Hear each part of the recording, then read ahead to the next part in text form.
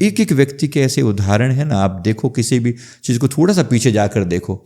एक लड़का मेरे पास एग्जाम्पल के लिए आया, इसको ना भूख बड़ी लगती है, मतलब इतनी भूख, उसके माता पिता ने कहा, पता नहीं बीमारी का कुछ नाम भी बताया, मुझे याद नहीं आ रहा। उन्होंने बोला कि इसको इसको जितना खाना दे दो खाता है, ख़त्म नहीं होकर देती। और इसको जो हमने कहा कि ये मतलब ये बात तो बड़ी अजीब सी है कि भूख लगने का भी थे क्या।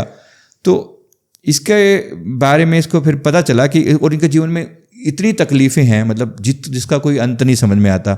लोग कहते हैं गरीबी है हमारे घर में, इसको भूख लगती है इतनी ज़्यादा और बीमार रहता है कॉन्स्टेंटली। हमने थोड़ा सा पास्ट में जाकर देखा इसका। ये लड़का पास्ट लाइफ में एक साउथ इंडिया में पैदा हुआ था और एक पॉलिटिशियन टाइप कुछ था। तब इसकी पावर थी इसके पास में, पॉलिटिशियन टाइप में जब बना, थोड़ा बड़े लेवल पर गया, अब सारी चीज़ें इसके कंट्रोल में होती थी। 2 लोगों इसको असिस्ट करते थे।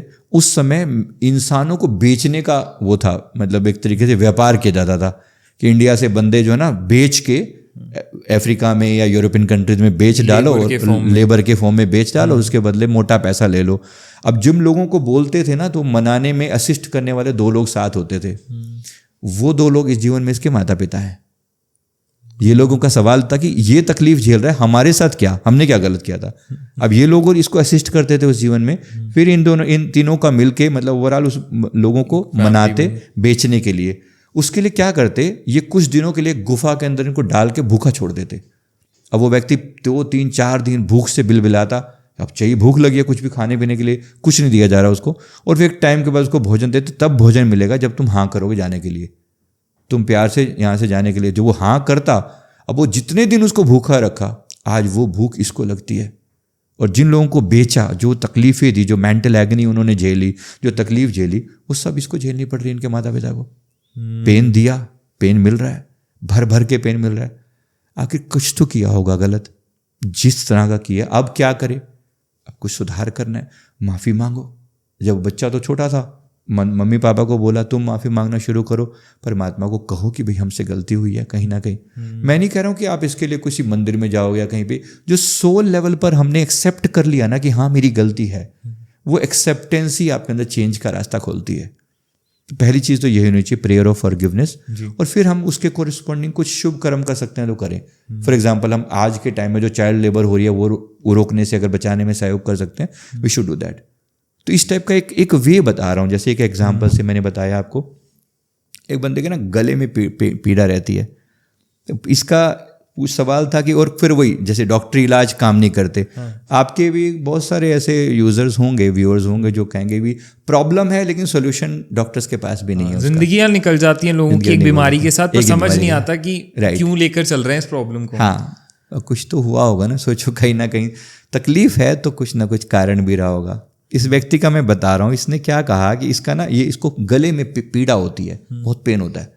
कहते पता नहीं पेन का कारण समझ में नहीं आता, और कोई इलाज कर लो ठीक नहीं होता।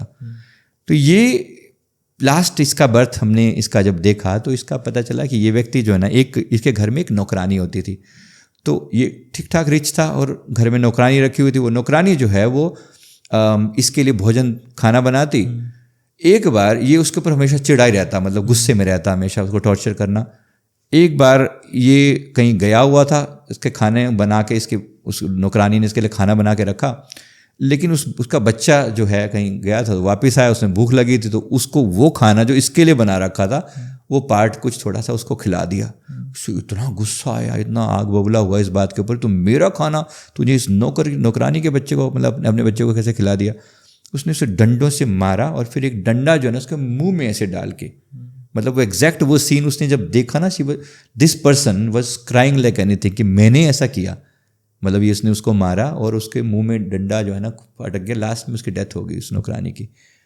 अब ये इतनी जघन्य तरीके से आपने कोई कृत्य किया है और आपके मन में तनिक भी इसका पश्चाताप ना हो, प्रकृति छोड़ेगी नहीं। पेन दिया है, पेन मिलेगा। प्यार दिया होता, प्यार मिला होता। कुछ लोग ऐसे हैं जो जिनको लगता है जीवन बिल्कुल एकदम मस्त चल रहा है, या खूब पैसा है, या खूब ब्लेसिंग्स हैं उनके साथ, कुछ तो कारण होगा ना इनका। बस इसी कारण का नाम ही पास्ट लाइफ रिग्रेशन है, समझो, उस कारण पे पहुंचने के लिए।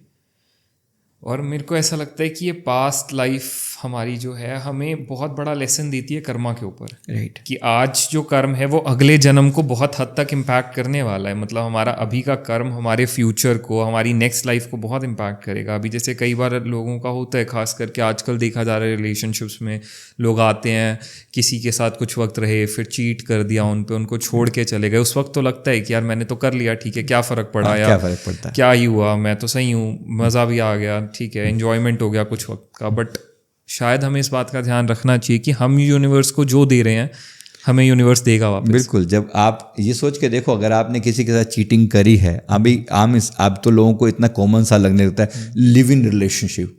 What the hell is live in relationship? अगर कोई पूछने वाला हो, चरित्र नाम की कोई चीज़ नहीं है, नैतिकता नाम की कोई चीज़ नहीं है। सनातन धर्म में पैदा हुए हैं हम लोग, हर चीज़ की एक मर्यादा है। जैसे नदी अपनी सीमाओं को जब लांघ देती है ना, तो वो बाढ़ बन जाती है, और उसके बाद फिर लोग वही नदी जो अब तक मर्यादा में थी उसका एक वे था। जीवन का भी एक ऐसा ही एक तरीका है जीवन जीना। एक वाइफ के साथ अपने प्यार जो एक रिश्ता बंधा है उसको ढंग से जिया ना।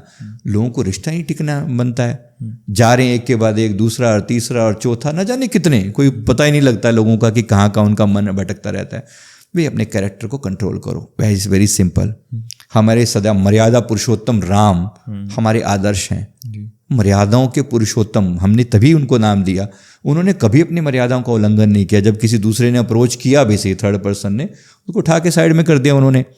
अगर ऐसे ही हम अगर मर्यादाएं उल्लंघन करते रहे तो कभी ना कभी हमारे साथ भी होने वाला है। फिर मत कहना कि मेरे साथ चीटिंग क्यों हुई, मेरे साथ धोखा क्यों हुआ, राइट। जैसे मैंने आपको भी उदाहरण दिया ही था, वो लेडी जो है वो कहती है मेरे साथ बार बार धोखा क्यों होता है, मेरे साथ बार बार चीटिंग क्यों होती है। उसने कहा कि लगभग 26 लोगों ने मुझे जीवन में चीट किया है, सिर्फ यूज़ किया है मेरे शरीर का। और लगता बड़ा अजीब सा है, कोई व्यक्ति कहे कि यूज़ क्यों आखिर हुआ होगा। मैंने जो एग्जांपल दिया अभी वही मैं थोड़ा सा रिपीट कर रहा हूँ कि वो यूरोप में यही जो लेडी जो है यूरोप में काऊ गई थी, और उसी ने बिल्कुल सेम उसी तरीके से लड़कियों को चीट किया। उनको बार बार अपने उसके लिए फिजिकल प्लेजर के लिए यूज़ किया। प्रकृति छोड़ेगी नहीं। आज जब हिसाब हो रहा है, जब आप रिसीविंग एंड पे हो, तो आप बहुत बुरा कह रहे हो कि सारा समाज बुरा, ये लोग बुरे, इन्हीं लोगों ने मेरे साथ धोखा क्यों किया। आप ही के साथ धोखा क्यों हुआ, बाय द वे, ये भी पूछने का सवाल है ना। आप ही के साथ क्यों हुआ? क्योंकि आपने कुछ किया होगा। एक्सेप्ट करो। पास्ट लाइफ का मतलब यहाँ पर सीधी सी बात है, कर्मा को एक्सेप्ट करना। एक यूनिवर्सल लॉ है, उसे स्वीकार कीजिए, राइट। जिस देश में रह रहे हैं उसके कानून तो स्वीकार करने पड़ते हैं ना। बस ऐसे ही इस प्रकृति के भी एक कानून है जिसे लॉ ऑफ कर्मा कहा जाता है, कर्म का सिद्धांत। इसको स्वीकार करना बनता है। नहीं स्वीकार करोगे तो कंप्लेंट से भरे रहोगे, है ना। या तो कंप्लेंट है किसी व्यक्ति के जीवन में, या फिर ग्रैटिट्यूड है। आप बताओ किस में जीना चाहते हो, राइट। ये तो आप पे डिपेंड करता है। आपके जो पाठक हैं, आपके जो व्यूअर्स हैं, उनसे भी पूछना चाहता हूँ, आप किस में जीना चाहते हो। क्या सच में आप ग्रैटिट्यूड में जीते हो, धन्यवाद भाव में जीते हो, या फिर आप कंप्लेंट मोड में जीते हो। जितना आपके जीवन में कंप्लेंट है उतना आपके जीवन में दुख है। तो ग्रैटिट्यूड मतलब यही है अध्यात्म जी। अध्यात्म का मतलब जरूरी नहीं मैं आंख बंद करके बैठा रहूं और ध्यान लगा के ऊपर लगातार, नहीं, ऐसा नहीं है। खाली इतना ही नहीं है, बहुत कुछ है जो उसके बियॉन्ड भी है। तो कर्म का सिद्धांत तो पहली प्राइमरी चीज़ है जहाँ से हम शुरू कर सकते हैं, राइट।